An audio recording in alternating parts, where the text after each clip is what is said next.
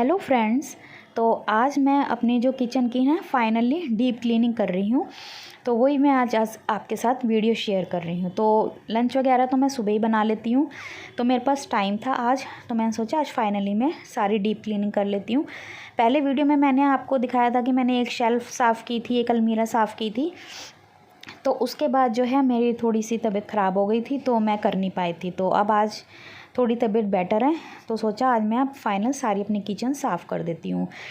तो देखिए आज इस तरह से अब मैं दूसरी जो अलमीरा है वो साफ़ कर रही हूँ। आज मैं टाइल्स भी सारी साफ़ कर दूँगी, क्योंकि आज टाइम था और टाइम तो वैसे भी निकालना ही पड़ता है। तो इस तरह से देखिए अब मैंने जो है ना अलमीरा जो है सारी क्लीन कर दी है, न्यूज़पेपर बिछा दिया।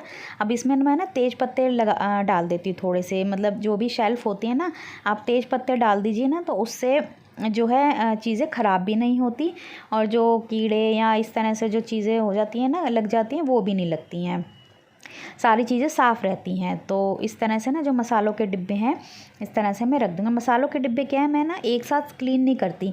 जैसे कोई मसाले का डिब्बा खाली हो जाता है तो मैं उसको हाथ की हाथ ही साफ़ करती रहती हूँ। उससे क्या है ना, हमारी मेहनत और टाइम भी बचता है, मेहनत भी बचती है। तो काम ऐसे ही करना चाहिए जिससे आपका टाइम भी बचे और मेहनत भी बचे। मतलब एक एक किचन जो एक एक डिब्बा जो है ना, जैसे मसाला खाली हो जाए, मिर्च का खाली हो गया, तो मैं उसको जब मैं बर्तन मांजती हूँ तो हाथ की हाथ उसको भी मैं क्लीन करके फिर उसमें सुखा के और उसको फिर मसाला डाल देती हूँ।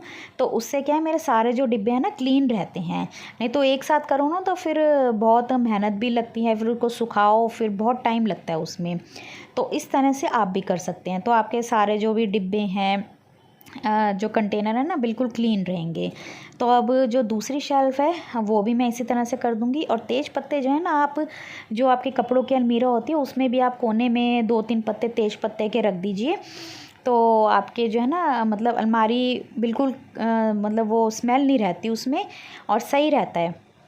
तो मैं तो ऐसे ही करती हूँ, कपड़ों की अलमीरा है और जो किचन है उसमें मैं हमेशा तेज़ पत्ते कोने में ना 2-3 तेज़ पत्ते हमेशा ही रखती हूँ, मेरे पास रहते ही हैं। तो आप भी इस तरह से तेज़ पत्तों का यूज़ कर सकते हैं। तो अब देखिए अब मैं करूँगी टाइल्स, और टाइल्स करने का, साफ क्लीन करने का ना बहुत ही ईजी तरीका है।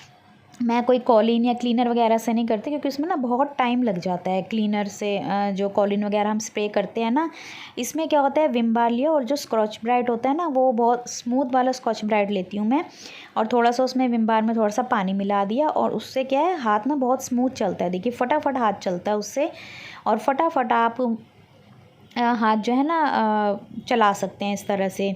और बस मुझे आधी शेल्फ़ करने में सिर्फ 5 मिनट लगे होंगे। मैंने मतलब आधी आधी करके करा है, एकदम सारी नहीं की, क्योंकि माइक्रोवेव भी रखा है ना, तो वो हैवी है, तो वो नीचे रखने में मुझे दिक्कत हो रही थी। तो पहले मैं हाफ़ कर दूँगी टायर। तो इस तरह से विम बार से ना, और एकदम से क्लीन हो गई थी। और रात के बाद फिर मैं काउंटर पे भी कर दूँगी, काउंटर पे भी सारा विम बार, क्योंकि अब ये चीज़ ना रोज़ रोज़ तो होती नहीं है। अब जब एक ही बार कर रहे हैं तो एक बार सारा अच्छी तरह से ही क्लीन कर दो। तो इसी से मैं यहाँ पे मार के, क्योंकि मैं माइक्रोवेव रखती हूँ यहाँ पे, तो अब बार बार तो माइक्रोवेव हटाया नहीं जाता। तो इस तरह से फटाफट से क्लीन करके ना, और गीला कपड़ा लेके और गीले कपड़े से मारो। गीला कपड़ा भी इस तरह के लीजिए, जैसे जो लेगिन का कपड़ा होता है, इस तरह के जो कपड़े होते हैं ना, वो ज़्यादा मतलब जो स्मूथ हाथ चले उनसे, तो वही कपड़ा मैंने लिया, और 3-4 बार अच्छी तरह से गीला कपड़ा मार के और फिर सूखा कपड़ा मार के ना, और अच्छी तरह से क्लीन कर दिया। और स्विच बोर्ड पे भी मैंने हल्का हल्का मार दिया है, तो क्योंकि ज़्यादा गंदा नहीं था तो साफ़ हो गया आसानी से।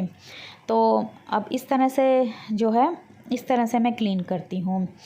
तो देखिए इस तरह से ना, इससे जो कपड़ा मैंने लिया है ना, उससे बहुत स्मूथली हाथ चलता है, तो इस तरह से फटाफट हो जाता है। तो क्लीनर से करने की ज़रूरत नहीं, और विम बार से तो बहुत ही मतलब अच्छे से जो भी स्टेन वगैरह तो वो सारे हट जाते हैं।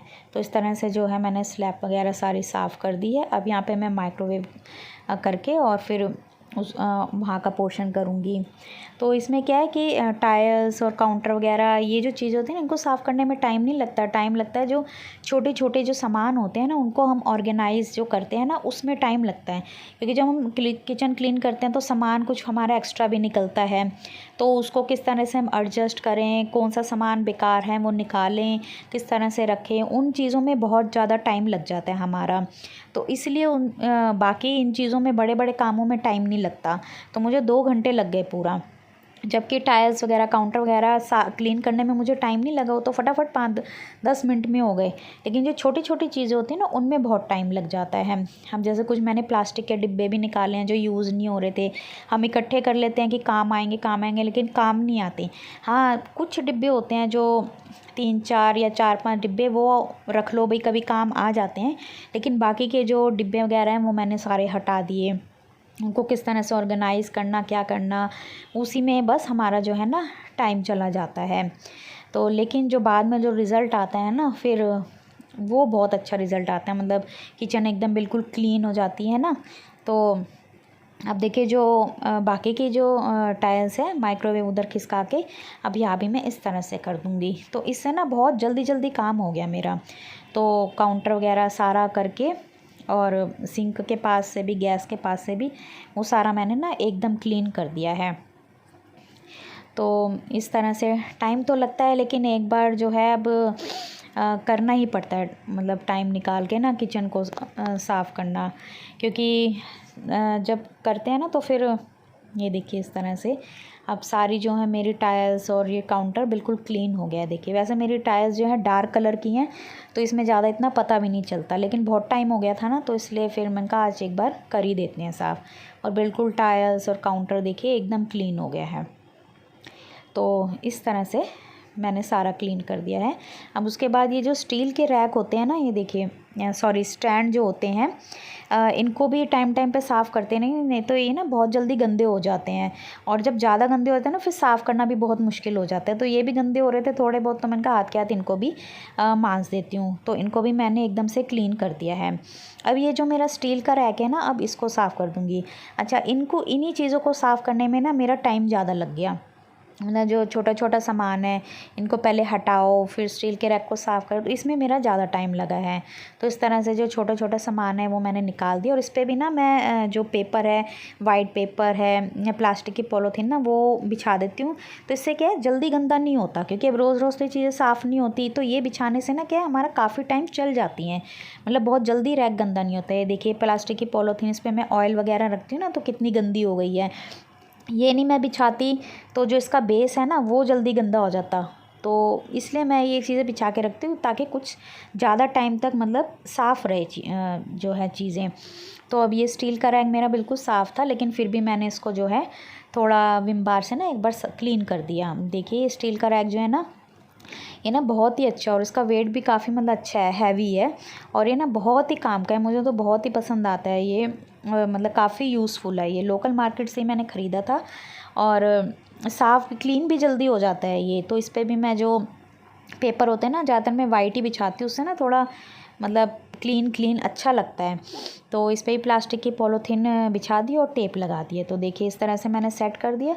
अब ये ना मेरा काफ़ी टाइम चलेगा, ये नहीं कि भाई बहुत जल्दी मुझे इसको साफ़ करना पड़ा। तो काम इस तरह से करिए कि जिससे आपकी थोड़ी मेहनत भी बचे, और जब आप एक बार क्लीन कर रहे हैं ना चीज़ तो वो लंबे टाइम तक चले। अब देखिए जो ऑयल और जो घी है जब आप रखते हैं ना तो इसके नीचे एक प्लास्टिक की इस तरह से कटोरियों के ढक्कन होते हैं, स्टील के प्लेटें हैं ना छोटी छोटी, उनके ऊपर रखिए। क्योंकि जब हम खाना वाना बनाते हैं कुछ तो ना ये डिब्बे जो होते हैं ना, कंटेनर थोड़े ना नीचे से ऑयल इन पे आ ही जाता है, तो फिर नीचे से चिकने हो जाते हैं। तो अब क्या है प्लेटें ही चिकनी होंगी, फिर इनको आप हटा के दूसरी रख दीजिए। तो इससे आपकी जो प्लास्टिक की पॉलीथीन है वो भी ज़्यादा चलेगी, जल्दी गंदी नहीं होएगी। नहीं तो नीचे से ना सारा चिकनापन हो जाता है। तो ये आइडिया भी मतलब मुझे बहुत अच्छा लगता है, आप भी ट्राई कर सकते हैं। नीचे ना छोटी छोटी प्लेटें रख दीजिए, ठीक है। तो इस तरह से मेरे स्टील के ये जो स्टैंड है ये भी सूख गए, तो इनको भी मैंने रख दिया। तो फाइनली देखिए मैंने सिंक के पास से, गैस के पास से भी मैंने सारा क्लीन कर दिया। और फाइनली मेरी जो है किचन एकदम बिल्कुल क्लीन हो गई है, बिल्कुल एकदम नीट एंड क्लीन। तो और देखकर भी ना बहुत अच्छा लगता है जब किचन बिल्कुल क्लीन हो जाती है ना, तो मन खुश सा हो जाता है। तो आज फाइनली सारी मेरी डीप क्लीनिंग हो गई है। अब उसके बाद ना इतनी मुझे ज़्यादा थकावट हो गई थी ना, क्योंकि मुझे पूरे 2 घंटे लगे थे किचन को साफ़ करने में, क्योंकि सामान को ऑर्गेनाइज़ करना था ना, कौन सा सामान निकालना है कौन सा रखना है, तो उसमें ज़्यादा टाइम लग गया।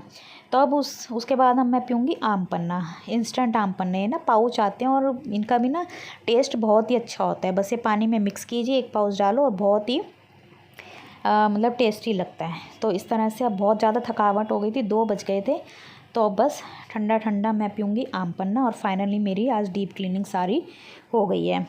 तो अब ये छोटा सा वीडियो था जो मैंने आपके साथ शेयर किया है। आई होप आपको ये डीप क्लीनिंग का वीडियो ज़रूर पसंद आया होगा। अगर पसंद आया तो प्लीज़ वीडियो को लाइक कर दीजिए। और तब तक मिलते हैं नेक्स्ट वीडियो में। तब तक के लिए bye bye and Radhe Radhe. और अब बहुत ही ज़्यादा थकावट हो गई थी। अब मैं थोड़ी देर करूँगी आराम और उसके बाद फिर मैं खाना खाऊँगी। तो ओके फ्रेंड्स, बाय बाय।